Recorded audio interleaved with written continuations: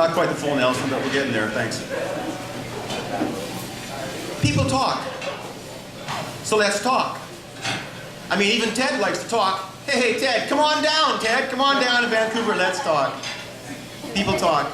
I was talking to Rose the other night. She said, you know, people with an imagination, they talk about creative, innovative, imaginative things like flocks of hawks riding on a thermal flute, and the idea that we could copy them with a parasail, or we could go swimming with the dolphins and the whales. Transportation, cars, boats, trains, planes, supersonic flight, things that flew straight out of the halls of imagination. Communication, telephones, computers, satellites, high power, high tension, wireless transmissions, thoughts and images floating through time and space, riding invisible microwaves right before our very eyes. And oh my God, look, there's China hacking into the CIA again. Universities of knowledge and museums of information and pictures, and you can have it all in the palm of your hand if you have the right interface. It's all about the interface.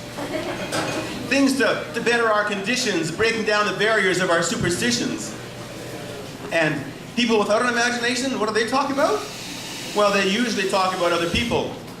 Yeah, but hey, we all live in the same world. Oh no, we do not.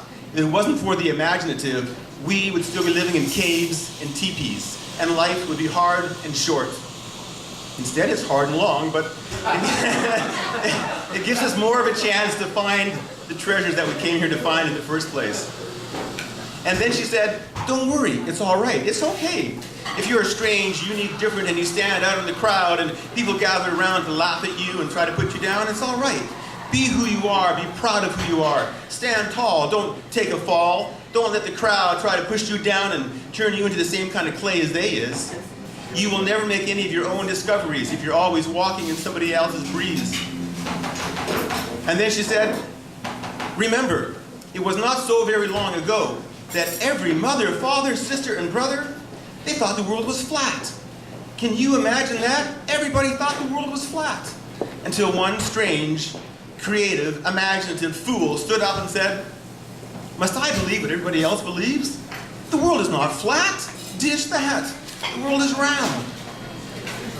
But the people couldn't imagine it, and therefore they couldn't receive the gifts of it. And they gathered around and they laughed that poor fool right out of town. And he, in his ship, slipped over the edge of their perception, and he floated into paradise, where the waters are crystal blue and the scent of honeysuckle hung heavy in the breeze. And the trees were heavily laden with pregnant blossoms, fruit so rich and blush it was just begging to be touched. He sailed back to that town and he showed them so many things they had never seen. Silk, ivory, cinnamon, tangerine. And they gathered around and said, take us with you, show us that way. That crazy imaginative fool shattered their flat world that day. So many treasures had been denied to the nation simply because they lacked the imagination. Now let me ask you, do you think that this world is really solid and that your soul can't fly? Because that's another collective ignorant lie. For science, the halls of science, the pinnacle, the roof and the crown of science, from which all of the knowledge trickles down into our universities and our colleges and the greater landscape of our society. Science, to which the halls of medicine and the halls of technology come and pay obeisance. Madonna, Madonna, Madonna, Madonna, science, what have you got for us today? And strangely enough, the more science there is, the more technology there is, the more medicine there is, somehow, the longer the lineups. Like, what is that exactly about?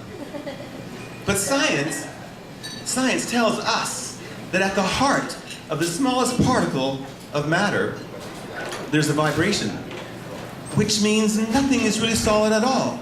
Everything is simply a relative from the night that the light shattered and scattered in the wake of creation.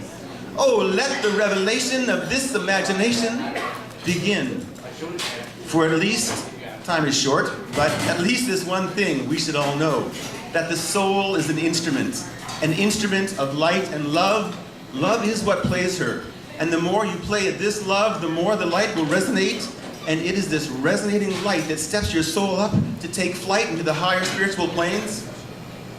So let's talk. Let's talk about love and see if we can't bring that resonating light into our hearts and souls and change the world, because we could use that today. Thank you very much.